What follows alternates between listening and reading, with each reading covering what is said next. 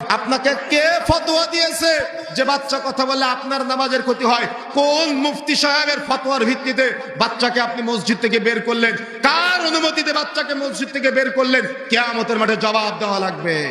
আপনার সমাজে ছোট্ট একটা বাচ্চা, ও যখন মসজিদে নামাজ পড়তে যায়, সালাত আদায় করতে যায়, ও নামাজে গিয়ে ছোট্ট বাচ্চাটা ও হয়তো একটু কথা বলেছে, কথা বললেই আপনার সমাজের মূর্খ মসজিদের দায়িত্বশীলরা ওকে মসজিদ থেকে বের করে দেয়।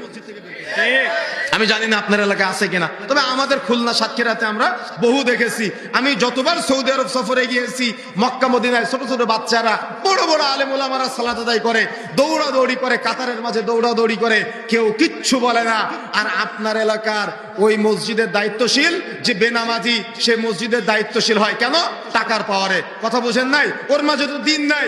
ও বাচ্চা একটু কথা বললেই বাচ্চার বাবার সাথে, অভিভাবকের সাথে কর্কশ আচরণ করে যে তোমার ছেলে মসজিদে এসে বদাচরণ করেছে, তাকে মসজিদে নিয়ে আসবে না। কি বলে কিনা? ভুল কিছু বলেছি আমি?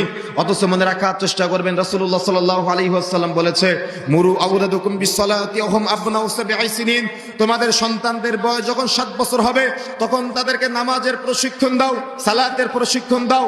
10 বছর বয়সে সালাত আদায় না করলে প্রয়োজনে পিটিয়ে সালাত আদায় করাতে হবে। ফজরের সময় আপনিও ঘুমিয়ে থাকেন, আপনার সন্তানও ঘুমিয়ে থাকে, কেউ সালাত আদায় করে না। জুমার দিন আপনিও সবার শেষে মসজিদে যান, আপনার সন্তানও সবার শেষে মসজিদে যায়।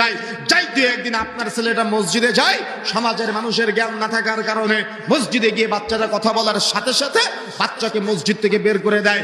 অথচ রাসূলুল্লাহ সাল্লাল্লাহু আলাইহি ওয়াসাল্লাম থেকে এমন কোনো প্রমাণ পাওয়া যায় না যে বাচ্চা কথা বললে নামাজের ক্ষতি হবে। বরং রাসূলুল্লাহ সাল্লাল্লাহু আলাইহি ওয়াসাল্লাম থেকে প্রমাণ পাওয়া যায়, যদি বাচ্চা কথা বলে তাহলে সালাত সংক্ষিপ্ত করতে হবে। মহিলারা সালাত আদায় করলে বাচ্চা অনেক সময় কোলে থাকে না, যদি বাচ্চা কান্নাকাটি করে সালাত সংক্ষিপ্ত করতে হবে বলা হয়েছে, কিন্তু বাচ্চাকে নিয়ে আসতে পারবে না এ মর্মে কোথাও বলা হয়নি, অনুৎসাহ প্রদান করা হয়নি।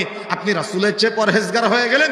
রাসূলুল্লাহ সাল্লাল্লাহু আলাইহি ওয়াসাল্লাম সালাত আদায় করতেছে, নামাজ পড়তেছে, রাসূলের পিঠে ঘাড়ে নাতি হাসান হুসাইন উঠে, রাসূলের নামাজের ক্ষতি হয় না, রাসূলের সালাতের ক্ষতি হয় না।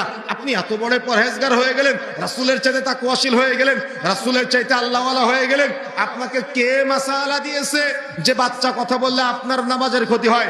আপনাকে কে ফতোয়া দিয়েছে যে বাচ্চা কথা বললে আপনার নামাজের ক্ষতি হয়? কোন মুফতি সাহেবের ফতোয়ার ভিত্তিতে বাচ্চাকে আপনি মসজিদ থেকে বের করলেন? কার অনুমতিতে বাচ্চাকে মসজিদ থেকে বের করলেন? কিয়ামতের মাঠে জবাব দেওয়া লাগবে।